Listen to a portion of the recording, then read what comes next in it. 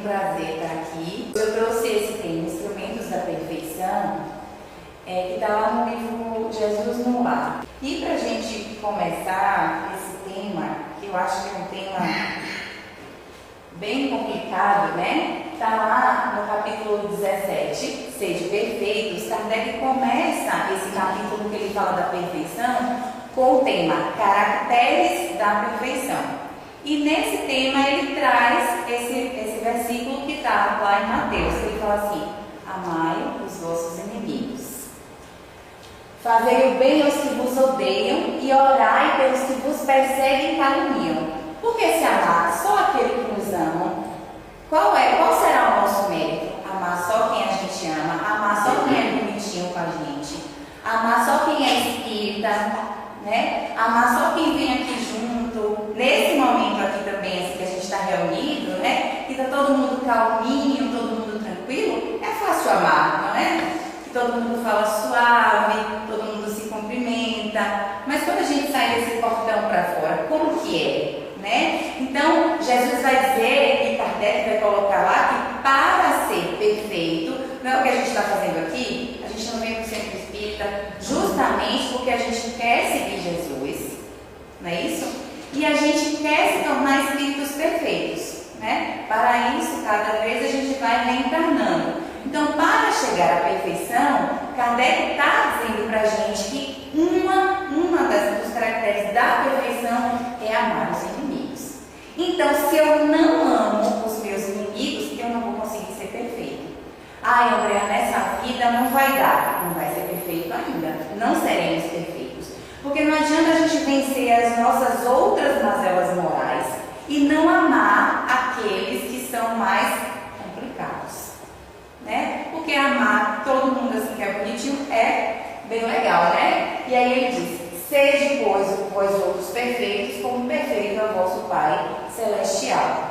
Só que quando a gente tem um problema lá na rua, né? Alguém que nos engana, alguém que a gente está galgando ali uma promoção no nosso trabalho, vai lá e pega aquela promoção que é nossa, mente, usa um trabalho que é nosso, ou alguém, né, na escola, todo mundo teve um colega que era aquele que fazia o trabalho e o outro só vinha e recebia a nota, né? Sempre tem aqueles que se aproveitam. E isso é pro resto da nossa vida, sempre tem aquelas pessoas que vão ali se aproveitando, né? Só que aí é tranquilo, por exemplo, um colega da escola que fez alguma coisa que a gente não gostou, um colega de trabalho, se a gente muda do trabalho, ele sai, a gente dá graças a Deus, cada um segue sua vida, como dizia Chico, né? Resolveu o problema, aí passa, acaba, né? Eu tive um problema no meu trabalho, tinha um ambiente de trabalho assim que eu não gostava quando eu vim morar em São Paulo, e eu pensava assim: meu Deus, quando que eu vou aprender? O que é que eu tenho que aprender? Porque a gente está no aprendizado. Então, aquelas situações difíceis ali da nossa vida, né, no nosso ambiente de trabalho, que é o lugar que a gente mais está assim, durante o nosso dia, ou na escola para quem é jovem, na faculdade, aqueles problemas ali fazem parte do nosso aprendizado. Então, se o ambiente não está bom, é bom a gente perguntar: o que é que eu tenho que aprender aqui nesse ambiente que está complicado? E se o problema for no centro espírita, com alguém que frequenta aquele mesmo ambiente com a gente, porque tem problema no centro espírita, não tem, gente? A gente pensa que a gente é todo mundo aqui bonitinho, não é. Então, às vezes, tem aquela pessoa do centro espírita que você fala: meu Deus, por quê? Por que a gente está passando por essa situação aqui juntos? É um aprendizado. Alguma coisa você tem que aprender com aquilo. Aprendeu, passa. Então, eu tive um problema no meu trabalho, eu falava: meu, por que eu estou vivendo essa situação aqui? E aí, de repente, eu mudei de lado. A gente trabalhava num ambiente que era dividido em dois ambientes, assim, então eu mudei de lado, já dei uma melhorada. E depois fui trabalhando em outra função, já não tinha mais aqueles colegas. Pronto, resolveu, né? Só que, quando esse problema vem dentro do nosso lar, dentro da nossa casa, tem como você falar assim: não, eu vou separar aqui, vai lá, e eu, né? Às vezes, pode ser que você não tenha um problema assim entre você, o seu cônjuge e os seus filhos, mas aí vem aquela cunhada, você fala: Deus, vem um cunhado, vem uma sogra difícil, vem uma pessoa que, de qualquer sorte, está no seu núcleo familiar. Pode ser que não seja ali dentro. Às vezes é um filho que, quando cresce, fala que filho criado, trabalho dobrado,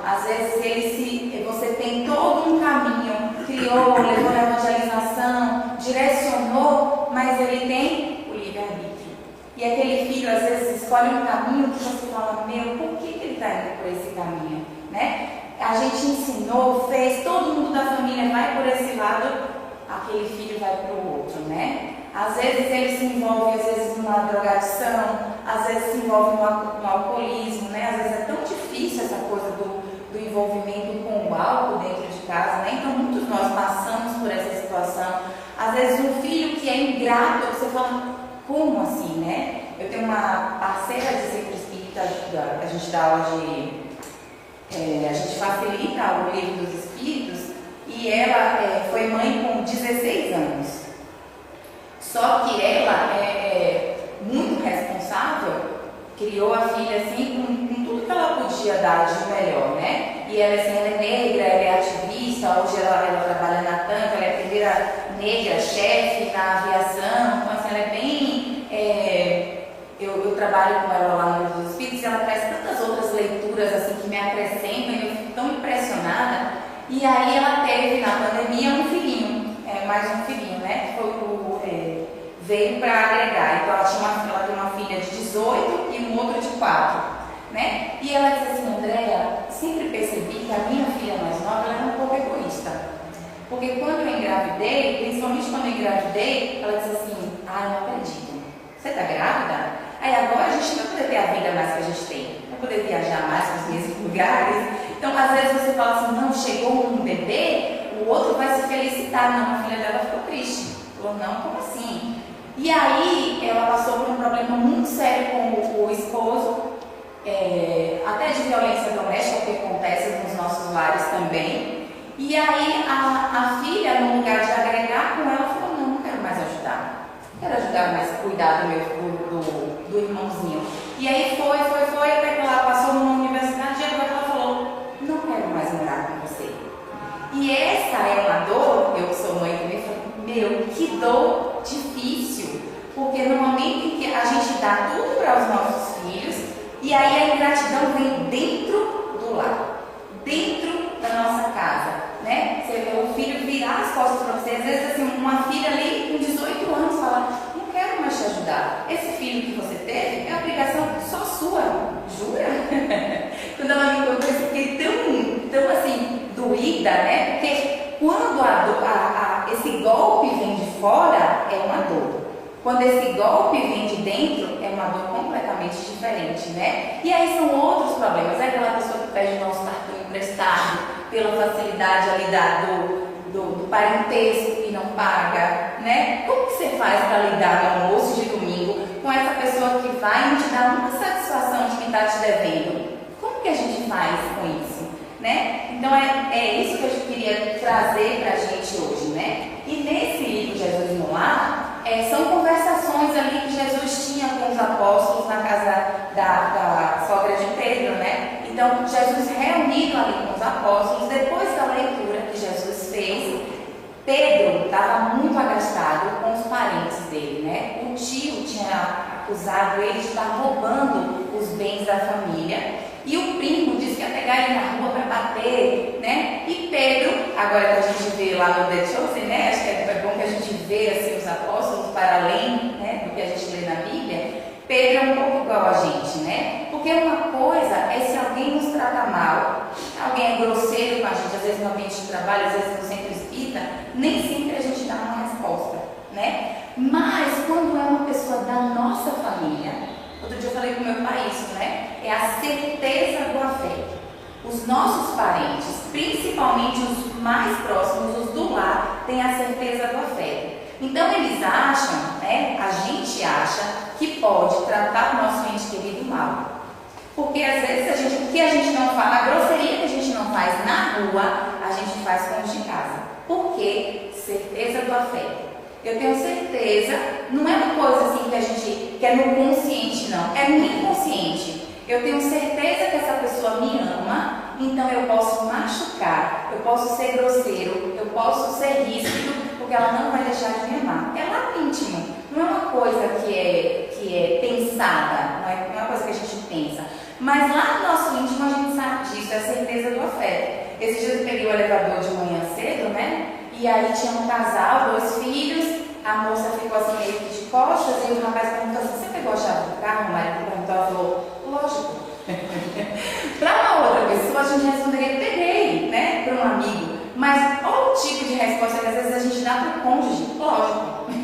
Uma coisa mais grosseira, a gente tem essa mania às vezes de ser mais grosseiro com quem é próximo, né? E Pedro tinha já uma coisa de ser ríspido de natureza, a gente vê lá, né? Então ele não contava a conversa, o que vinha ele falava. E aí ele disse para Jesus, né, desabafou, assim que Jesus terminou ali de falar, Pedro desabafou, falou que estava com esse problema com o primo e com o tio, né?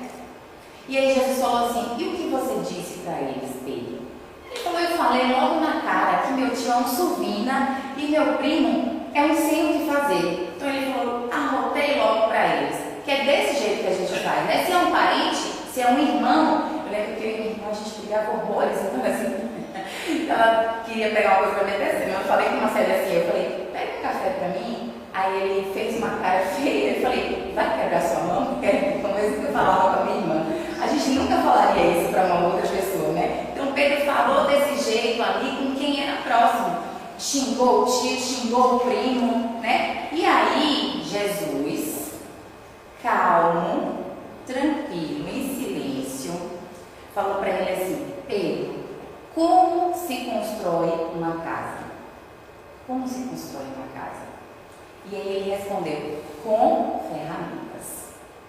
E aí Jesus diz essas frases para ele: as pessoas com as quais nascemos e vivemos na terra são os primeiros e mais importantes instrumentos que recebemos do Pai para a edificação do reino de Deus em nós. Então Jesus veio trazer o reino de Deus. Quando ele diz assim: amai os vossos inimigos, né? Reconciliai com vossos inimigos enquanto está a caminho com ele, é isso. Eu preciso dessa reconciliação com quem está mais próximo de mim. Porque a ideia nossa, quando nós formos todos perfeitos, é: eu vou amar todo mundo. Independente se essa pessoa é grosseira, independente se essa pessoa é egoísta, independente se essa pessoa é ciumenta, eu vou amar a todos. Só que nós conseguimos amar a todo mundo assim? Não.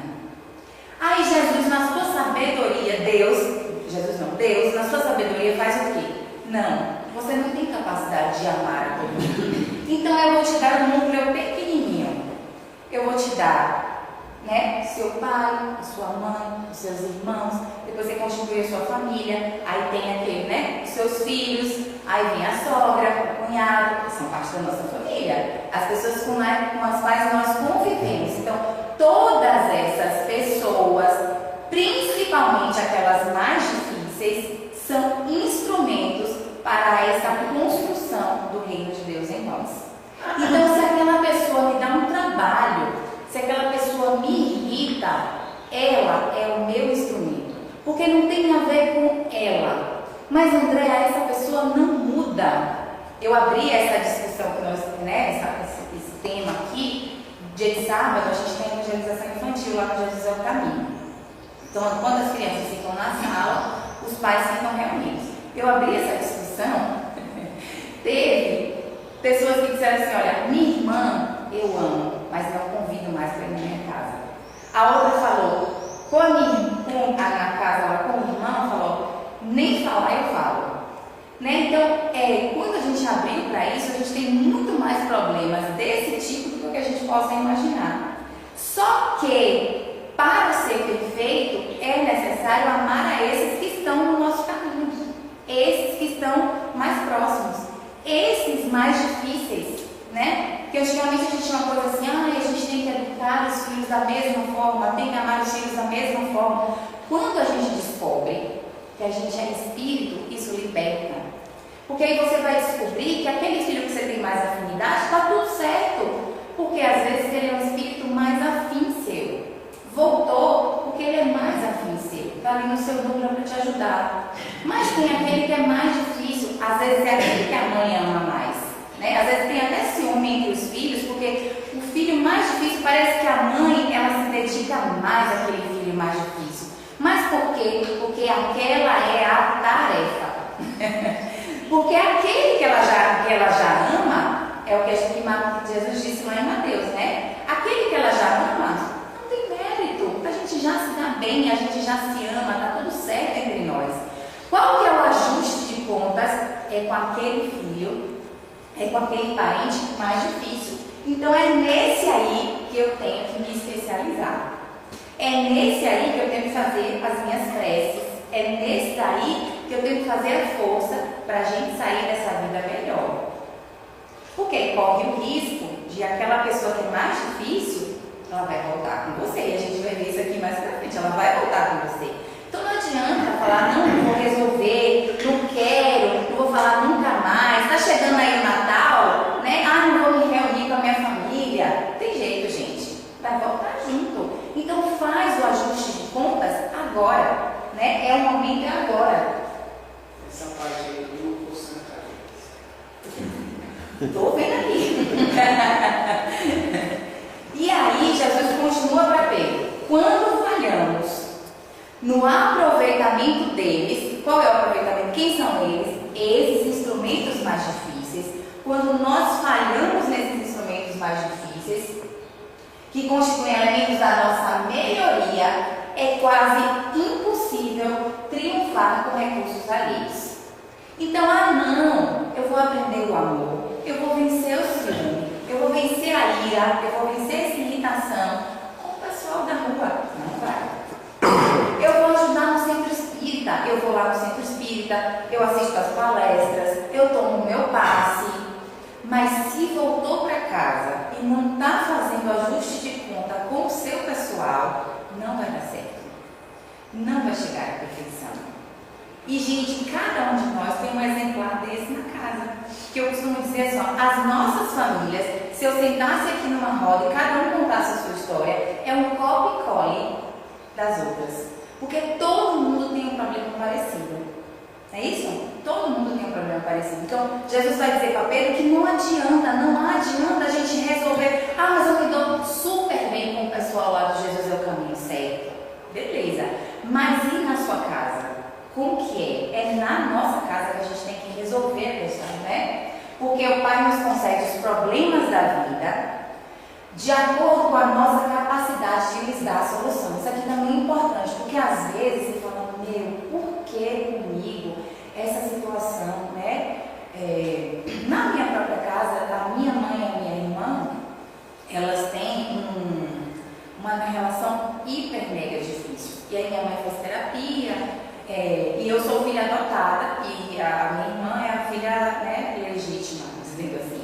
E aí, minha mãe faz terapia há muitos anos, e hoje ela consegue dizer, ela falou, Andréia, eu tenho tanta dificuldade de amar ela, né? Então assim, e isso é uma coisa importante para a gente enquanto espírito, que ela fala assim, ó, desde o momento da gravidez foi uma gravidez complicada. Então você já vê que o reajuste, né, não é dessa vida. Tem um texto do Evangelho segundo o Espiritismo que eu gosto muito, que é a ingratidão dos filhos e os laços de família. E lá diz assim, que depois de muitos anos de reflexões no mundo espiritual, o espírito pede para retornar com aquele com o qual ele não conseguiu amar. Porque a ideia nossa é sair daqui nos amando, né? E aí, lá diz assim, o espírito pede uma nova oportunidade para nascer no meio daquele a quem ele odiou. Então, quando a gente vê na nossa família alguém que, Deus, está difícil com ela, você pediu. Porque a gente quer sair melhor. Então, a gente, enquanto é mundo espiritual, a gente está mais desperto, né?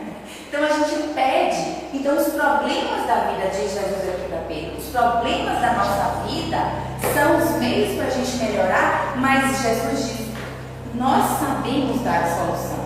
Ah, está muito difícil. Não, você aguenta. Se Deus mandou esse problema para você, você aguenta, né? E aí a minha mãe está nessa luta, né?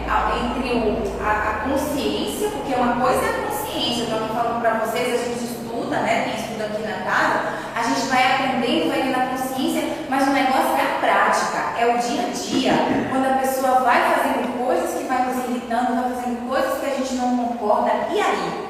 né? E aí Marcelo fala assim, muito para ela assim, que a questão é, o outro está fazendo algo que nos irrita, que a gente não concorda, que vai nos machucando. Só que aí o que ele vai fazer? O que a gente vai fazendo? A gente vai fechando o nosso coração para aquela pessoa. Nosso coração vai fechando, vai fechando, vai fechando, mas não é o certo. Por quê? Porque vai chegar um momento em que aquela pessoa pode se modificar e ela vai precisar da gente. E aí é nesse momento que essa pessoa vai estender a mão para você, só que às vezes você se deixou machucar tanto que você não consegue voltar para aquela pessoa e ajudar. Só que a nossa tarefa é essa. É fazer de repente, como eu vi uma vez de Valdo falando, e achei isso fantástico, uma pausa terapêutica. Nesse momento eu não estou conseguindo lidar com isso, né? Esse problema da minha família interferia muito em mim. Eu cheguei a ficar doente com essa questão da minha mãe e da minha irmã, porque não adianta, por exemplo, a minha família está tudo bem, eu, Marcelo e a minha filha, está todo mundo certo. Se eu tenho um problema com a minha mãe e com a minha irmã, não tem como eu falar assim, olha, esse problema que eu boto de ladinho, porque esse aqui não é meu. Não tem como a gente não se envolver. Minha mãe às vezes me ligava a 11 horas da noite. Lembra? Eu ia dormir, eu já dormia, às vezes com uma bomba, com uma briga, com uma questão delas duas. Então eu já ia dormir e falava, acabou, o resto da noite para mim acabava. E aí, essa semana até eu fazia terapia e eu comecei a levar só para terapia o problema delas. Aí uma hora eu falei, vou sair. Eu fiz 8 anos de terapia, quando falou, nesse final, eu só estava trabalhando coisas que não eram minhas. E aí até ontem uma amiga perguntou assim, André, você está bem sem a terapia? Eu falei, agora estou. Porque toda terça eu passava 1 hora falando desse problema. E aí eu estava vivenciando esse problema, que era ruim para mim. O que eu fiz? Uma pausa. Vou deixar elas se resolverem lá e vou dar uma pausa aqui, porque é uma questão que não é minha. É uma questão de anos e que elas ainda não conseguiram se resolver. Então o que você faz, André? Prece. Toda segunda-feira eu participo de um grupo de vibração no Herculano Pires. O nome dela está lá. E aí a gente vai vivendo, faz essa pausa. Essa questão aí nesse momento não é minha, estou dando uma pausa. Quando a minha mãe quer um conselho, eu dou. Quando a minha irmã não quer conselho. Minha irmã não aceita conselho. E é uma frustração para mim quando eu vejo, por exemplo, que são 2 espíritos que não se entendem e que eu não posso falar. Então o que eu estou falando aqui não é uma coisa distante, é uma coisa que acontece na casa de vocês e na minha também. Que eu falo, eu não consigo ajudar, porque uma ouve mais ou menos e a outra não ouve. Mas nós precisamos estar preparados. Eu preciso estar preparada para o momento em que uma das duas queira baixar a guarda. E ali a gente poder ajudar. E aí Marcelo fala muito isso para minha mãe, que está um pouco mais desperta. Você precisa estar preparado para o momento em que ela disser, agora eu quero a sua ajuda. Agora eu quero a sua opinião para que você possa dar essa ajuda. Então a gente precisa estar preparado para o momento em que o outro quiser a nossa ajuda, o outro quiser se reconciliar. Por enquanto a gente vai fazendo a nossa parte. É difícil? É, mas a gente tem um conhecimento. Esse conhecimento que a gente vem aqui na casa para adquirir, para ouvir, para estudar, não é para ser bonitinho, não é para a gente decorar a codificação, é para a gente colocar em prática na nossa vida, né? E aí Jesus continua dizendo para Pedro, os parentes próximos, na maioria das vezes, são o martelo e o serrote que podemos utilizar a benefício da construção do tempo vivo e sublime, por intermédio do qual o céu se manifesta na nossa alma. Então aí, ó, é o martelo, é o serrote, é esse instrumento que Deus me deu. E é com esse instrumento que eu tenho que trabalhar. Então, não tem muito a ver com o outro, tem a ver com a sua construção íntima. Porque muitas vezes eu acho que o problema é o outro, né? Eu tenho uma outra situação também, assim, próxima da minha família, né? Que é com álcool, né? Uma jovem de 30 e poucos anos, com um trabalho bacana, mas que em determinado momento da vida uma chave do álcool virou e ela não consegue o controle, né? E a mãe está sofrendo bastante com isso, né? As mães sofrem, né? As mães sofrem um pouquinho nessa vida, né? Então a mãe está sofrendo, tipo, brincando, a família toda está sofrendo, porque é um problema desse, ele vem para a família toda, né? E aí, só que a mãe já teve naquele extremo de, aí leva para internar como compulsoriamente, volta. Então é um misto de eu amo e agora teve um momento que a mãe disse assim, não quero mais. Ela tem 3 filhos, ela falou, agora só tenho 2. Pode? Não pode.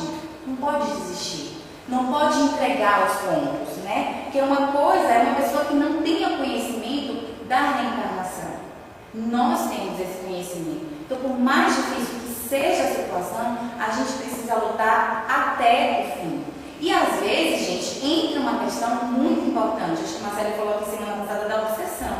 Então, muitas vezes, essas questões da nossa vida, essas questões com os nossos parentes, a gente não se vigia.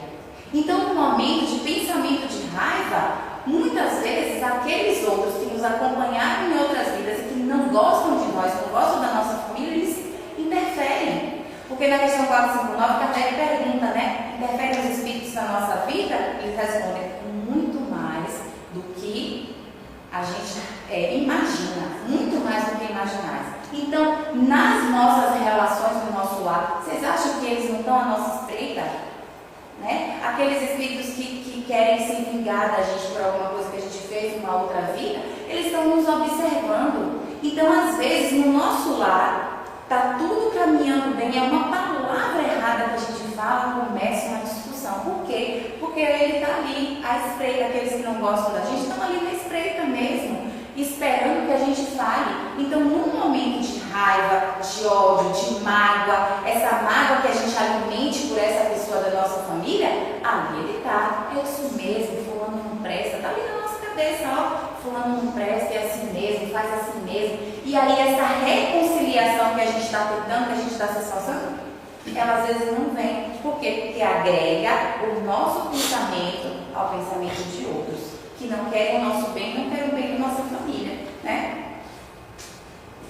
Aquele que bem se conduz em nome do Pai junto aos familiares endurecidos ou indiferentes, prepara-se com rapidez para a glória do serviço à humanidade. Porque se a paciência aprimora a vida, o tempo tudo transforma.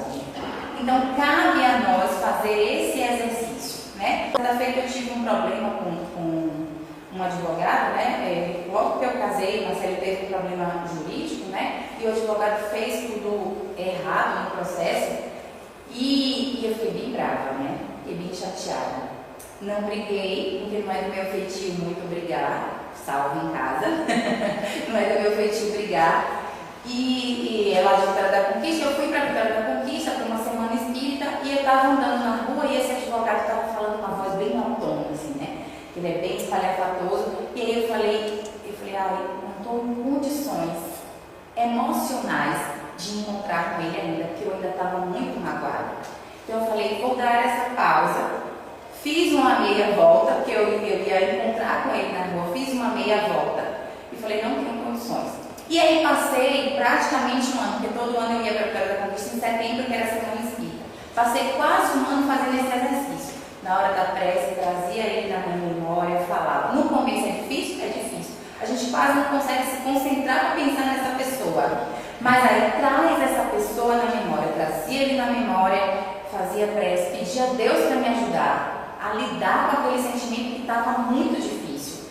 E aí fui fazendo isso durante um ano. Fui na semana espírita do outro ano. Quando eu cheguei no evento, me bati de frente com ele e cumprimentei.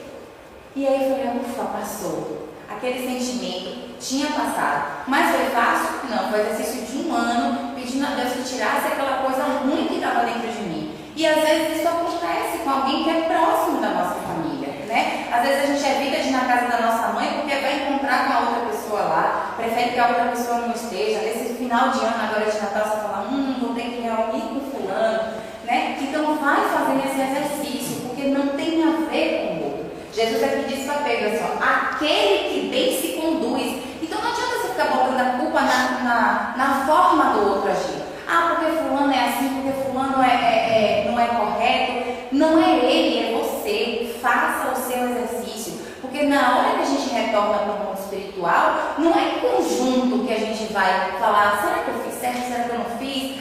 Fulano fez assim, não é desse jeito. É a nossa consciência, eu e a minha consciência. Eu fiz um combinado antes de voltar para o mundo eu ia vencer essa e essas minhas dificuldades. Então eu tenho que me esforçar para vencer essas minhas dificuldades. Se o outro não quer, é o outro. Se ele não quer mudar, é ele. Eu tenho que fazer a minha parte, certo?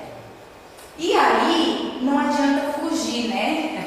Lá no texto do esquecimento do passado, que está no capítulo 5 do Evangelho, né? Bem-aventurados os aflitos, Kardec põe um trecho assim, ó.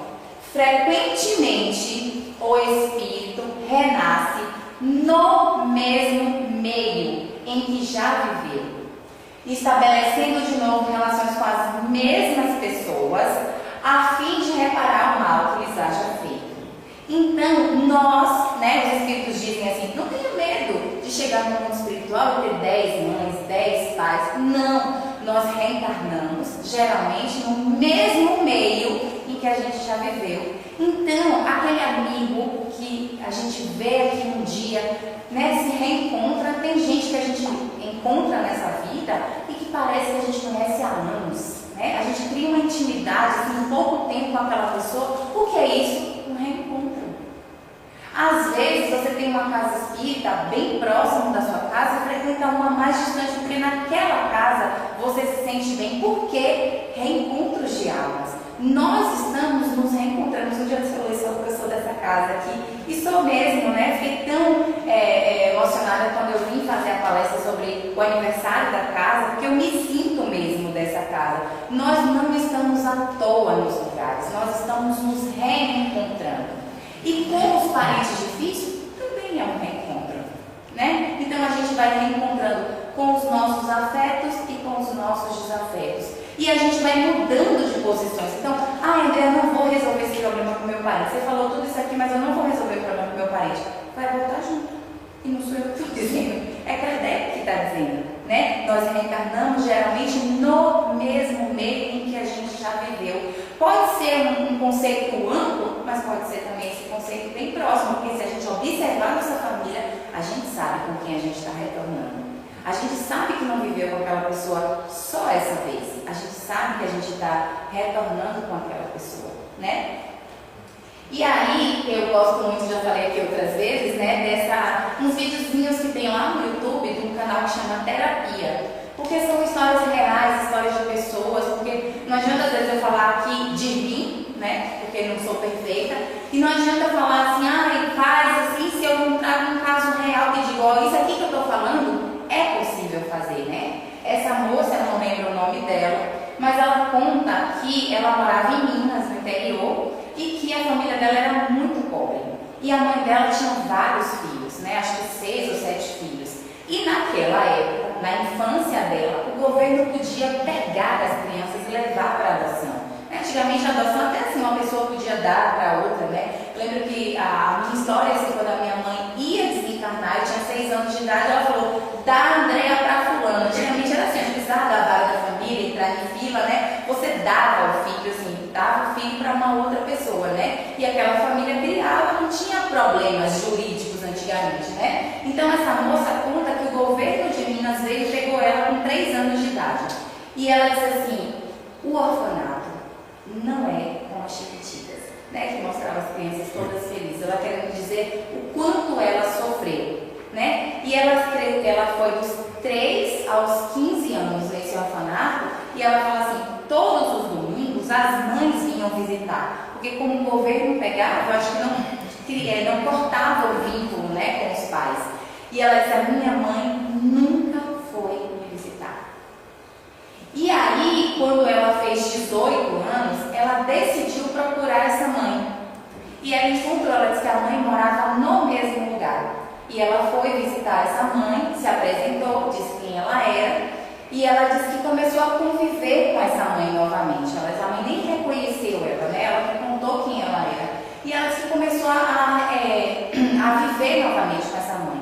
E ela percebeu que cada vez que ela fazia uma pergunta sobre esse passado, imagine, uma menina de 3 anos que cresceu sem o contato com a mãe, né? A mãe das outras crianças iam visitar dela, nunca foi. Quantos questionamentos tinham na cabeça dela, né? E aí ela disse que toda vez que ela tocava nesse assunto do passado, ela sentia uma leve tristeza na mão dela. Então ela percebeu assim, eu sofri, mas essa mulher sofreu também. Ela também sofreu. E aí ela falou uma coisa tão interessante, tão importante, que é sobre isso que a gente está falando aqui, que eu tirei a fala dela e trouxe pra gente. Ela diz assim, ó, a vida é feita de escolhas. Eu escolho se eu quero tentar escalar os muros do passado para ficar buscando quem é o culpado, ou se eu quero, ou se eu uso o tempo para construir pontes de um novo relacionamento. Olha que forte, gente. Essa história é muito pior do que eu imagino que os problemas que a gente passa na nossa casa e nas nossas famílias. Ela foi dada, né? Ela foi dada pela mãe dela. É diferente da minha mãe, por exemplo. Minha mãe desencarnou, né?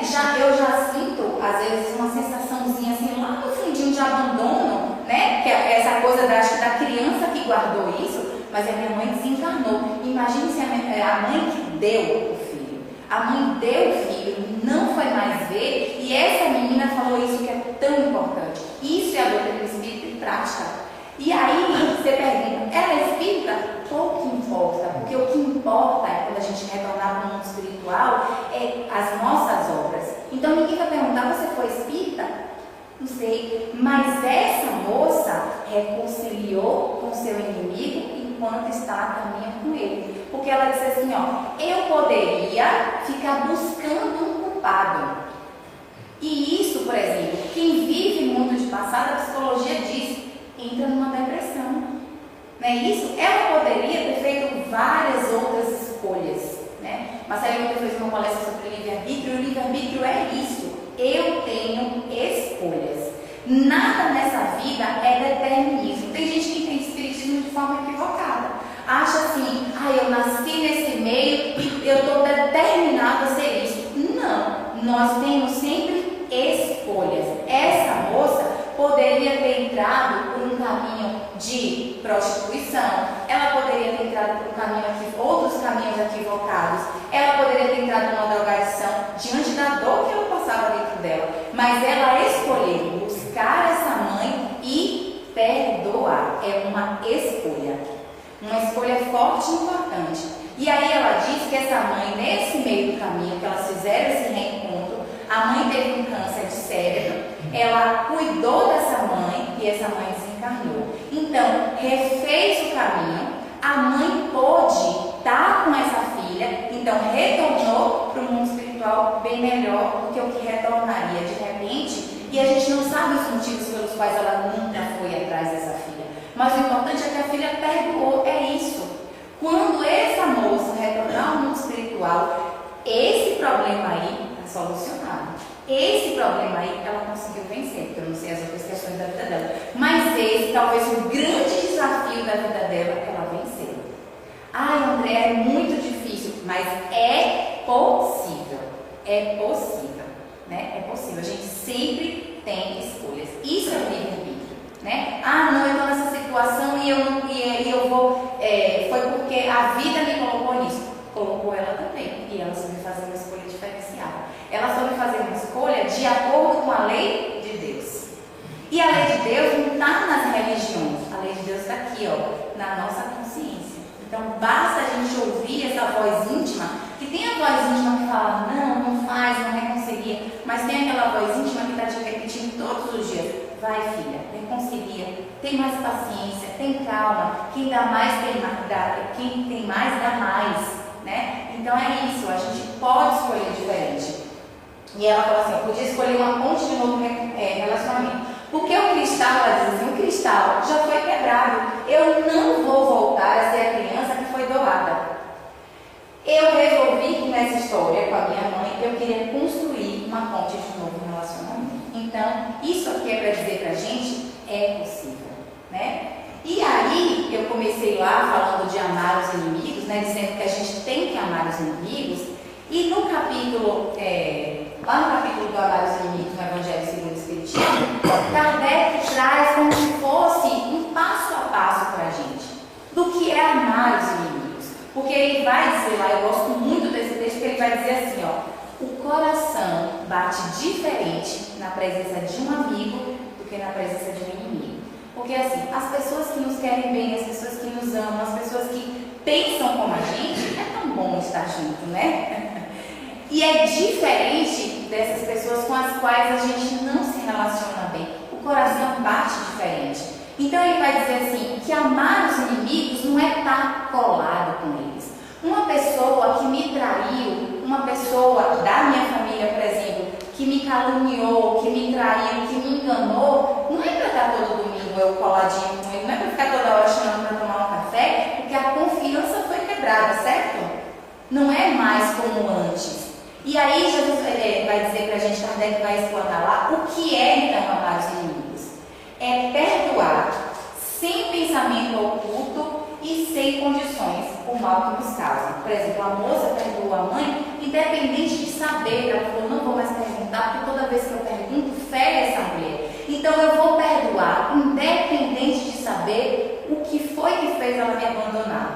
O que foi que fez ela me deixar lá anos sem me visitar. Então é perdoar sem pensamento oculto, sem condição. Eu te perdoo se você mudar, eu te perdoo se você fizer tal coisa. Não. É perdoar sem segundas intenções e sem, não opor nenhum obstáculo à reconciliação. Agora eu quero me reconciliar com você. Agora eu quero mudar. É não opor obstáculo. É desejar o bem e não o mal. Porque a gente fala assim, vai se ferrar.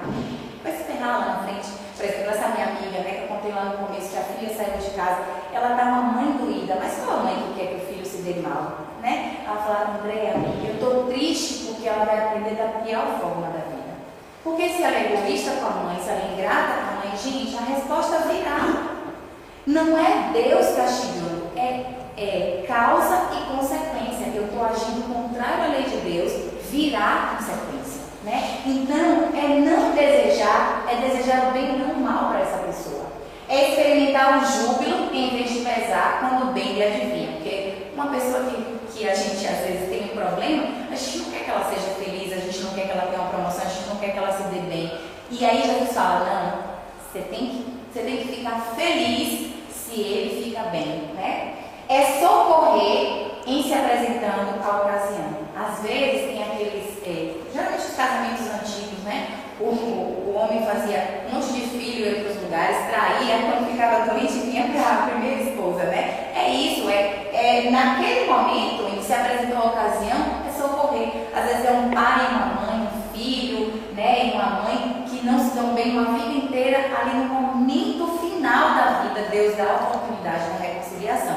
Então, seu coração tem que estar aberto para você cuidar daquela pessoa, porque às vezes é só você que tem naquele momento para cuidar daquela pessoa, e é a sua chance de reconciliação. Então, ali você tem que abraçar. É abster-se, eu acho isso importante, viu, gente? É abster-se, quer por palavras, quer por atos, de tudo que possa prejudicar. Por quê? Porque quando a gente tem raiva de uma pessoa, quando uma pessoa nos magoa, a gente quer contar para todo mundo aquela situação. E aí, no lugar da gente promover a reconciliação, o que a gente faz? A gente tem uma corrente de ódio, às vezes, em torno daquela pessoa. Porque se eu gosto de você e você me conta de uma pessoa que lhe faz mal, às vezes eu fico com raiva, eu não tenho nada a ver, eu fico com raiva. Então, Jesus vai dizer, que André vai colocar lá, se controla, se abstém de falar dessa pessoa, se abstém de ficar falando mal para todo mundo. Às vezes a gente quer desabafar, escolhe uma pessoa mais próxima para você contar aquela situação, mas não fica falando para todo mundo, E finalmente retribui sempre o mal com o bem, sem intenção de os humilhar. Quem assim procede, preenche os mandamentos do amado inimigo. E para terminar, eu já passei 2 minutinhos do horário. Uma coisa muito importante que ajuda a gente nessa tarefa é o Evangelho no Lar. E aí nesse livro SOS Família, Joana de Ângeles diz assim: acende a luz da claridade do Evangelho no lar e ama tua família problema, exercitando a humildade e a resignação. E aí usa, gente, o Espiritismo, que é essa nossa ferramenta. A mensagem espírita é o remédio do consolo para as tuas dores no lar, o antídoto para o campo de batalha, onde as tuas lutas com as armas da fé e da bondade, compreendendo, desculpando, confiando em dias melhores. Apoia-te ao bastão da certeza reencarnacionista. Pelo menos uma vez na semana, se reúne com a sua família e faz o Evangelho no lar. Não é um momento de discussão, não é um momento de brigar, mas traz o Evangelho no lar, porque naquele momento, como Jesus disse, se um ou dois estiverem reunidos, ali também eu estou. Mas André, minha família não gosta de fazer o Evangelho. Faça só, acenda a luz do Evangelho e você sozinho na sua casa, né? Quando eu casei com Marcelo, a gente tinha por hábito fazer o Evangelho e deixar para tratar as situações mais complicadas que a gente sabe quando a gente casa. É o momento, até ajustar o momento mais complicado, a gente conversava sempre as nossas questões depois do Evangelho no lar. E isso foi muito importante, assim. Então, a gente possa acender essa luz nos nossos lares e no nosso coração. É isso que eu desejo para mim e para todos vocês.